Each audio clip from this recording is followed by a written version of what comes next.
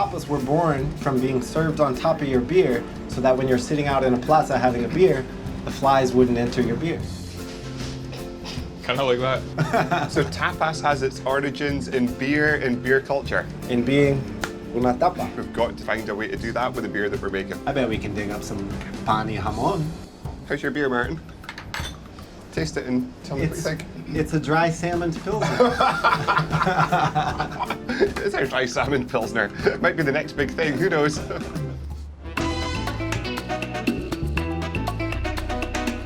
My favorite tapas combination is patatas bravas with artisanal beer. So las bravas are like the cut potatoes, they like fry them, and they have this amazing sauce. It's so good. The best tapa in Spain is jamon. Because we're in Barcelona, so the jamon is incredible here. Small little octopus pieces, which are amazing with garlic. A pan con tomate, which is Spanish bread with tomato. I love like fish or seafood. The best one, like the best tapas ever, which is really caloric but lovely, is the bravas chips.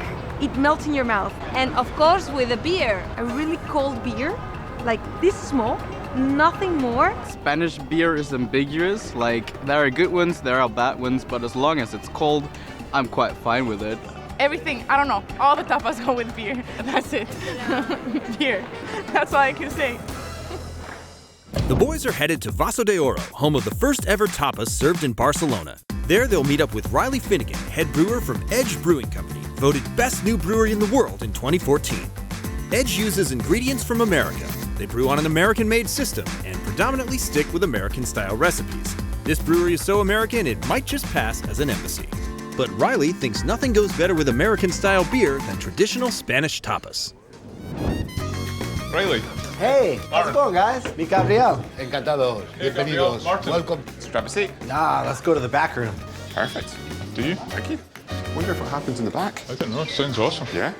Vaso de Oro, or the Golden Glass, is a bar with more than 50 years of history in the seaside neighborhood of Barceloneta. Besides preparing some of the best tapas in town, they serve exceptional handcrafted beer made by their charismatic owner, Gabriel Fortziscard. He's a third-generation brewer and first-generation craft pioneer in the Barcelona beer scene. Oh, this is the VIP suite. All right. Yeah, it's cool back here. Wow, what's this? Welcome to Vaso de Oro. We're excited to be here. Salud. Salud.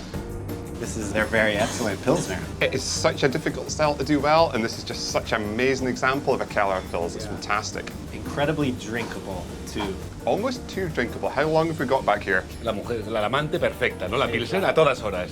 Makes you happy. It's a beer of love to drink all day. And it's the perfect beer for pairing with Spanish tapas. La historia de las tapas empezó hace unos 100 años en la hostelería.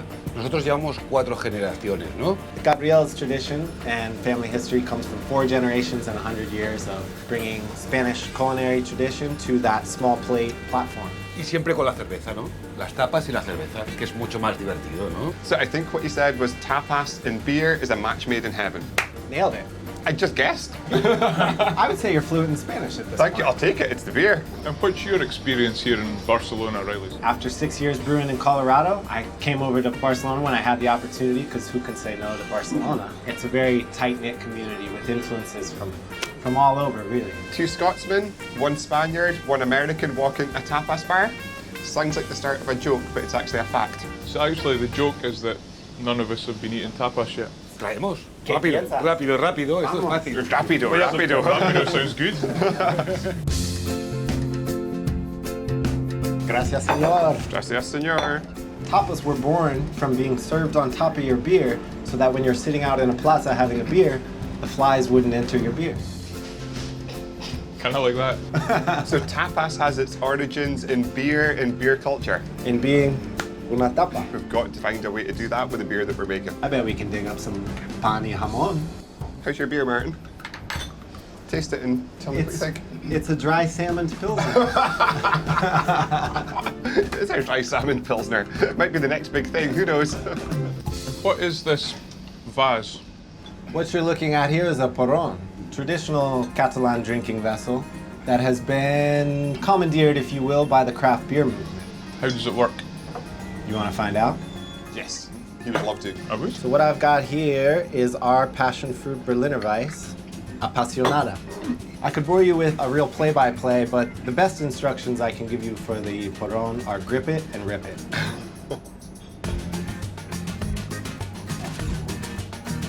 Wow. That's quite something. It's a money shot right there. Yeah. Amateur, this is how you do it. Whoa. That's years of experience right there, boys. Science explains that it tastes better coming out of a porron. Guys, I think there's a much easier way to do this. Just I love the sour beer in there as well. It just kind of brings that passion fruit plus that kind of sour tart bitterness to life. Sour beers have really taken off in Catalonia. Maybe we could do another sour, incorporating some different ingredients from Catalonia. And I think having it a Berliner Weiss base would just lend itself so well to the spectrum of kind of tapas food, just to kind of help cut that rich, delicious, salty, fatty edge that all these dishes have. That could be a lot of fun. So we need to find something to use as inspiration, perhaps something we can kind of deconstruct and try and recreate in this kettle sour beer that we're going to make. La de Pacharán. De Pacharán? Sí. Have you guys ever had Pacharán? I'd love to try it. I've never had it before. So the Pacharán is made with andrinas, a red berry that grows in the mountains of Catalonia around here. I'm not sure I'm going to like this. Only one way to find out. Salute. Actually, I love this. It's got a beautiful anise hit in there as well, quite woody tasting. Really good. If we could mash up these flavors with like a kettle sour base, it could be really cool. Yeah. Cheers to that. Salute. Salud.